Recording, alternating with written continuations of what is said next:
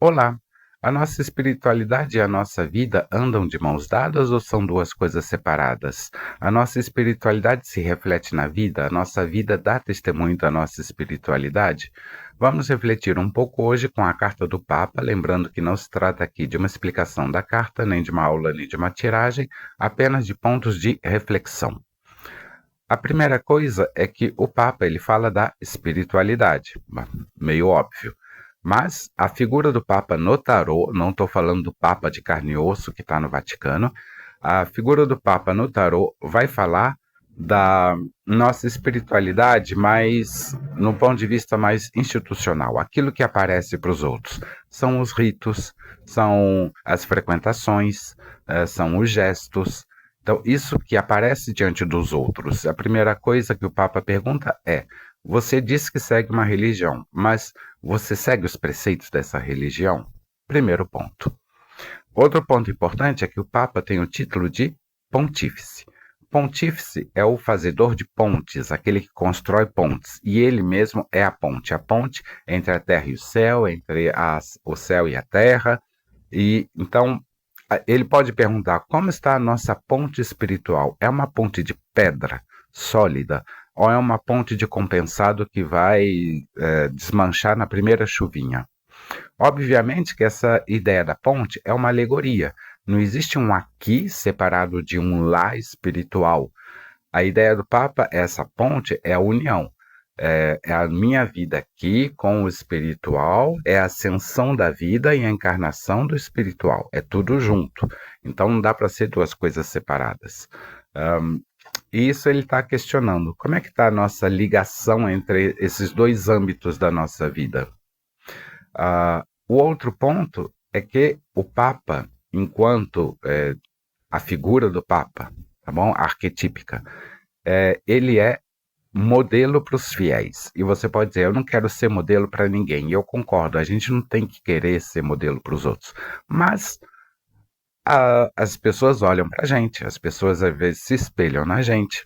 Então é importante pensar que quando você segue alguma coisa, você assume um compromisso público. Quando você diz que segue, né? Quando você segue alguma religião, alguma doutrina. Por exemplo, na hora que você vai à igreja e você é daqueles que diz: é Deus no comando, Deus sabe de tudo. Quando acontece algum problema, você está desesperado, as pessoas olham e dizem: mas peraí, não é Deus que sabe de tudo? Para que esse desespero? Ou alguém que segue uma doutrina espírita e faz a caridade, e as pessoas admiram isso, né? A caridade, que coisa bonita. Mas depois, olhando de mais perto, vê: mas pera, o cara faz caridade lá para quem ele não conhece, mas olha como ele trata a própria família, trata os empregados, tem alguma coisa que não bate. Ou você fica sabendo que alguém agora é maçom, você diz: ó, maçom, que interessante, mas pera, o cara tem preguiça de ler um parágrafo, nunca está com um livro na mão, ele vai ser maçom como? Então essas ideias que você mostra o cartaz do filme e na hora de você atuar no teu filme, a pessoa vê que o personagem não corresponde àquilo que foi anunciado. Tem alguma coisa errada. Então essa questão de mostrar, de ser coerente, o Papa vai pedir coerência, ele é muito institucional, o Papa. Então ele pede essa ideia, as coisas têm que estar unidas, é isso.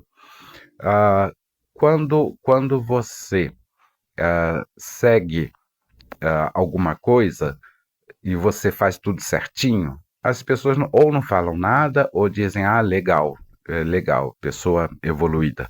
Mas quando você faz besteira, a coisa não é só com você, é o teu grupo que vai junto. Você arrasta para baixo todo o teu grupo. Então, você segue lá a igreja, todo mundo te vê na igreja e você faz uma grande besteira na tua vida. E vai ter alguém que diz: ah lá, por isso que eu não vou à igreja, esse povo que vai à igreja é tudo assim. É tudo assim. Quer dizer, a mancada é tua, mas vai respingando nos outros. Então, quando você está em público, você está falando em nome também do grupo que você acompanha e que as pessoas sabem que você acompanha. Então, tem que pensar um pouco na hora de fazer besteira. O ideal seria não fazer besteira, mas a gente não consegue. Besteira a gente vai fazer, não precisa se preocupar. Mas às vezes é bom dar uma pensadinha antes, né? Se você está sozinho, você vai acabar levando alguém junto. E outra coisa é que você não fala só em seu nome particular, você fala em nome do grupo e você fala em nome de uma entidade, de uma divindade, de uma qualquer coisa dade, que seja Cristo, Buda, um orixá, a fada da floresta, o gnomo, o animal de poder, não importa. Você está falando em nome de. Então, a gente é embaixador da nossa espiritualidade quando a gente está em público.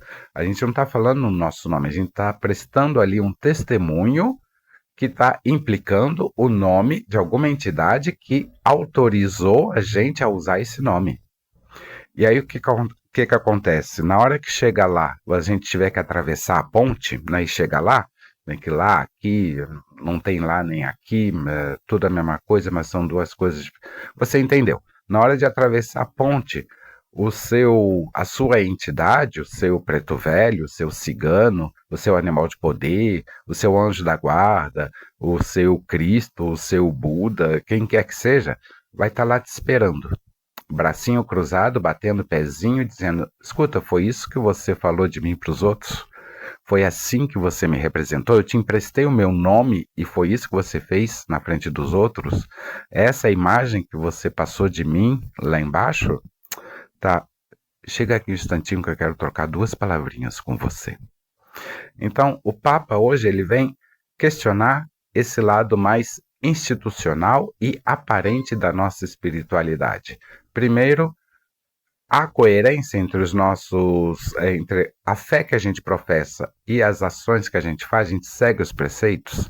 Quando a gente está em público, a gente presta um testemunho legal da nossa espiritualidade.